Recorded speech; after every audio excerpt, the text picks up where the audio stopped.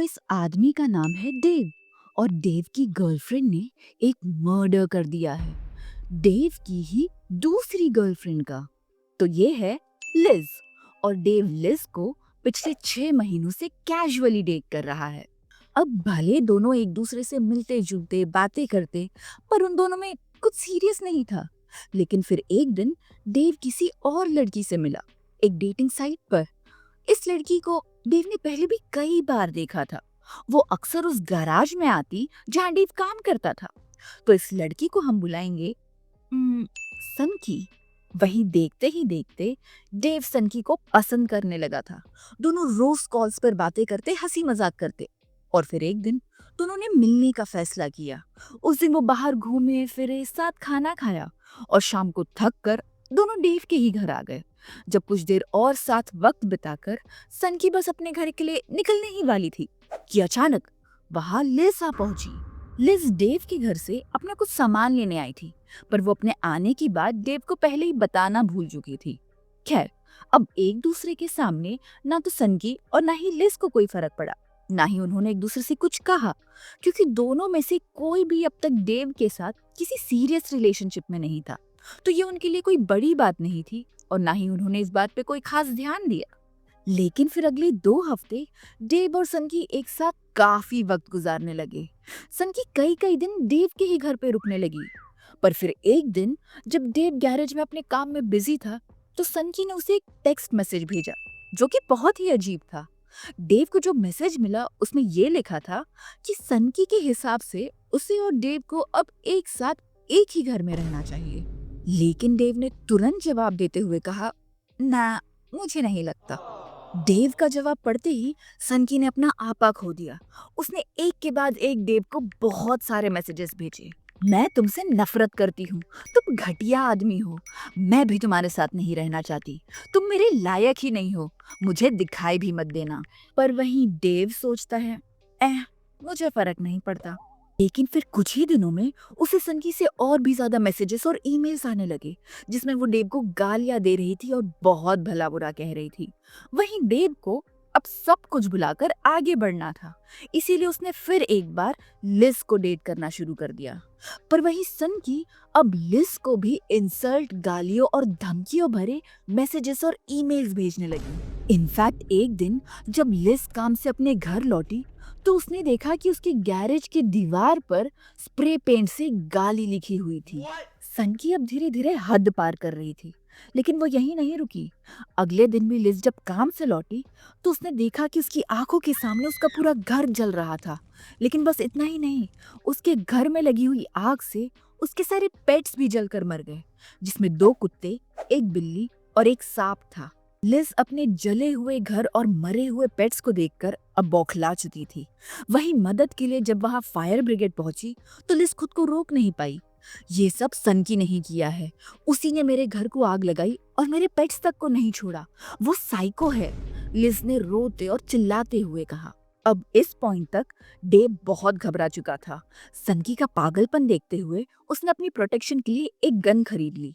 वहीं देखते ही देखते करीब 2.5 साल गुजर चुके थे, पर सनकी अब भी उन्हें टेक्स्ट मैसेजेस और ईमेल्स भेज परेशान कर रही थी।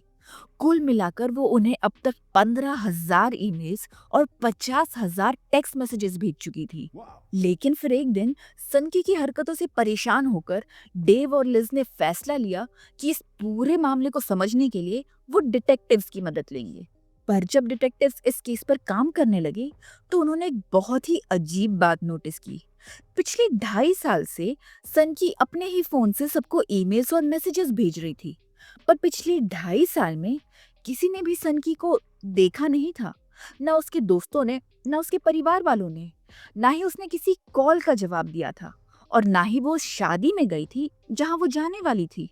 और सबसे ज्यादा गौर करने वाली बात तो ये थी कि पिछले 2.5 साल में उसके बैंक अकाउंट में एक भी एक्टिविटी या एक भी ट्रांजैक्शन नहीं हुआ था। तो डिटेक्टिव्स को लगने लगा शायद सनकी मर चुकी है। पर अगर वो मर चुकी है, तो ये सारे ईमेल्स और मैसेजेस कौन भेज रहा है? और फिर एक दिन डिटेक्टिव्स को डेव का कॉल आया। वो परेशान और घबराया हुआ था जब उसने कहा, डिटेक्टिव, किसी ने मेरी गन चुरा ली है। वहीं लिज को डेव की एक्स गर्लफ्रेंड एमी पर शक होने लगा। हो ना हो एमी डेव की लाइफ में वापस आना चाहती है और वो हमें डराने के लिए ये सब कर रही है। लिज ने अपने मन में सोचा।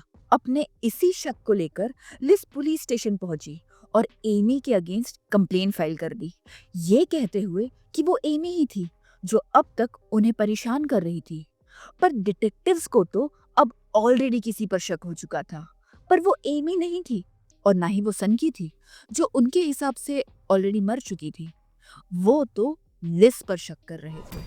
उन्होंने सोचा शायद 2.5 साल पहले जब लिस को पता चला कि डेव सनकी को भी डेट कर रहा है, तो उसने सबसे पहले जाकर सनकी को मार दिया और उसका फोन चुरा लिया। शायद 2.5 साल से वो सनकी बनकर उसी के फोन से लोगों को कांटेक्ट कर रही है। शायद 2.5 साल से वो डेव को धमकी भरे मैसेजेस भेजकर सनकी पर इल्जाम लगा रही थी और फिर खुद को धमकी भरे मैसेजेस भेजकर भी सनकी को ब्लेम कर रही थी। शायद लिस ने खुद ही अपने गैरेज की दीवार पर वो स्प्रे पेंट की हो, फिर अपने ही घर को आग लगा दी और उसका इल्जाम भी सनकी पर डाल दिया। शायद सनकी कभी सनकी थी ही नहीं, वो तो एक नॉर्मल लड़की थी जिसने 2 हफ्ते डेव को डेट किया और फिर जलन की वजह से लिस ने उसका मर्डर कर दिया। तो डिटेक्टिव्स के पास ये थ्योरी थी, लेकिन फिर अगली रात लिज ने इमरजेंसी नंबर 911 पे कॉल करके ये कहा, मैं यहाँ लोकल पार्क में हूँ और किसी ने मेरे पैर पर गोली चलाई है। लिज की डरी हुई आवाज सुन उसे तुरंत हॉस्पिटल ले जाया गया और वहां उसने डिटेक्टिव्स को बताया, वो एमी थी। एमी ने मुझ पर गोली चलाई है। वो अचानक मेरे सामने आ गई, हम दोनों में बहस हुई और एमी ने मुझ पर गोली चला दी और फिर वो वहां से भाग गई। जिसके बाद डिटेक्टिव्स ने एमी को इन्वेस्टिगेट किया, पर एमी के पास एक बहुत ही सॉलिड प्रूफ था जिससे उसने ये साबित कर दिया कि उस रात तो वो कहीं और ही थी। लेकिन फिर डिटेक्टिव सोचने लगे, एक मिनट, क्या लिज ने खुद पर गोली चलाई और उसका इल्जाम एमी पर डाल दिया? तो फिर उन्होंने एक प्लान बनाया लिज को फंसाने के लिए, जिससे वो खुद ही उन्हें वो सारी जानकारी दे दे कि उसने कैसे ये सारे क्राइम्स किए थे। तो डिटेक्टिव्स ने एक दिन लिज को बुलाकर उससे कहा, हे, हमें भी लगता है ये सब एमी ने ही किया है, पर उसे पकड़ने में हमें तुम्हारी मदद चाहिए होगी। क्या तुम हमें कोई जानकारी दे सकती हो? जिसके बाद लिज खुशी खुशी अपने घर गई, एमी की एक नकली ईमेल आईडी बनाई और फिर एमी बनकर एक नकली ईमेल कन्फेशन लिखने लगी, जहां उसने एमी बनकर ये एक्सेप्ट किया कि उसी ने लिज पर गोली चलाई थी और उसी ने सनकी को मारकर उसकी बॉडी एक प्लास्टिक बैग में डाल दी। तो ये सब खुद ही टाइप कर पहले तो उसने ये ईमेल खुद को भेजा और फिर यही ईमेल सबूत के तौर पर उसने डिटेक्टिव्स को दे दिया। वो ईमेल पाकर डिटेक्टिव्स अब समझ चुके थे कि लिज उनके जाल में फंस चुकी है।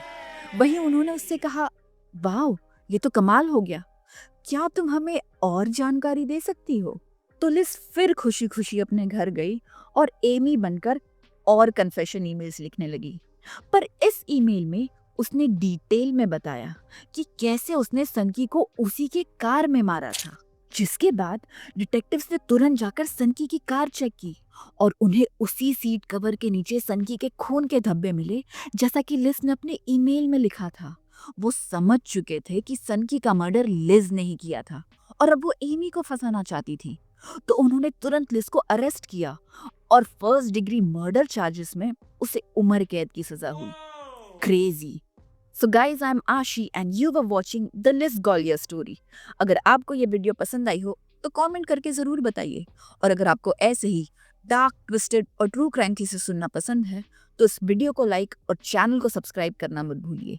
मिलते हैं अगले वीडियो में एक नए केस के साथ। तब तक के लिए अपना ख्याल रखिए। Thank you.